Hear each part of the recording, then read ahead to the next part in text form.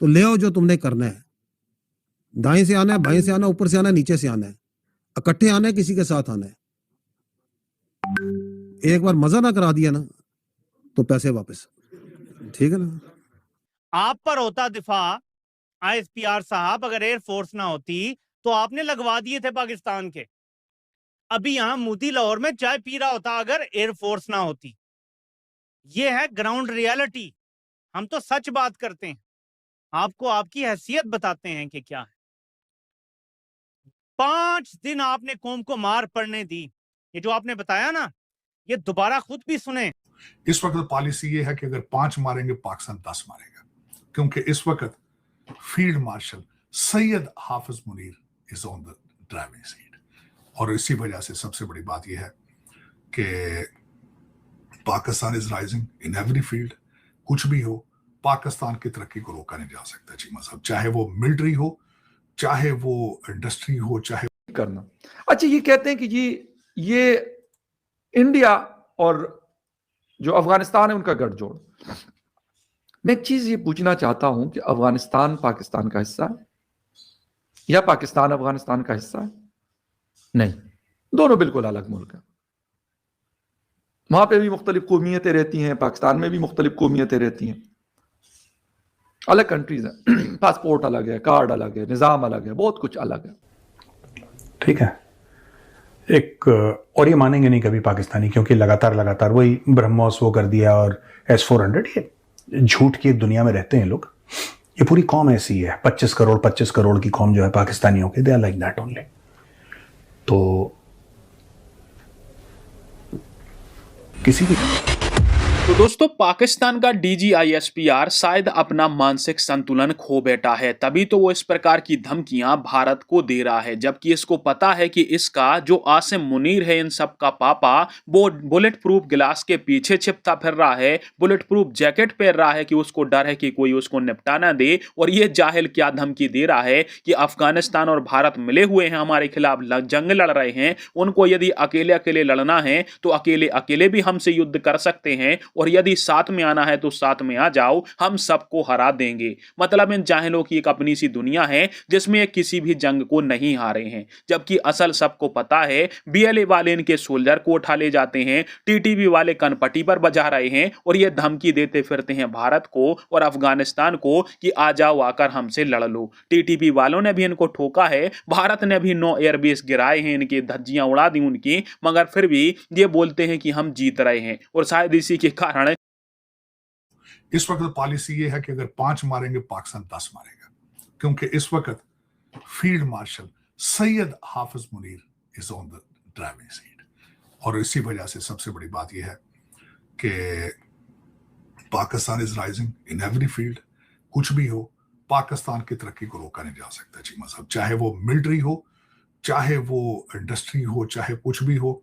Leadership की जरूरत थी, पाकिस्तान काटता है लीडरशिप। जिस तरह के कुछ मेरे अजीज दोस्त मेरे खिलाफ कई बातें होल्ड करते हैं कि we need Modi ji, we got Modi ji.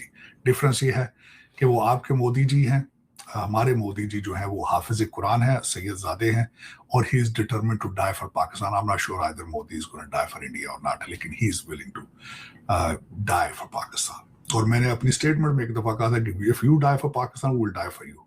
This is my statement on the record matter of it, because I love Pakistan myself, it's my motherland। और शीमा साहब, उससे इसके बाद हम दूसरे टॉपिक पे चलते हैं कि आज ISPR ने किया कि मैं कई चीजों से एग्री करता हूं, कई चीजों से एग्री नहीं करता। शीमा साहब, आज जो ISPR ने जो मीटिंग जो की, चौधरी साहब ने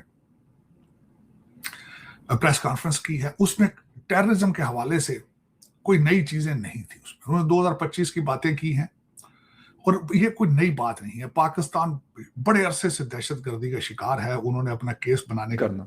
अच्छा, ये कहते हैं कि जी ये इंडिया और जो अफगानिस्तान है उनका गठजोड़।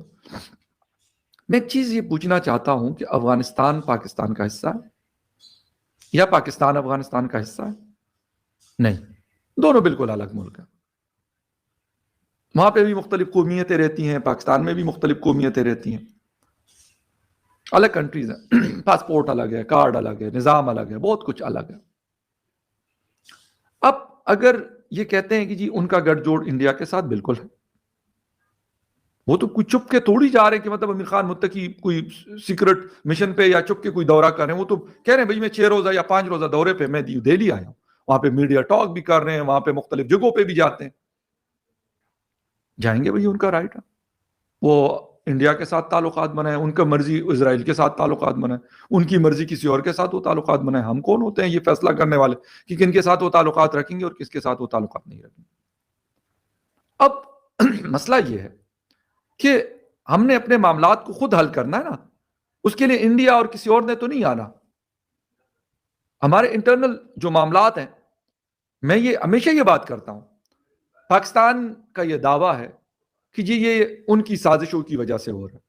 तो सर हमारे वाले इतने सारे मतलब लोग हैं, मुख्तलिफ इदारे हैं 200 किस्म के, भाई वो इंटरनली क्या कर रहे हैं?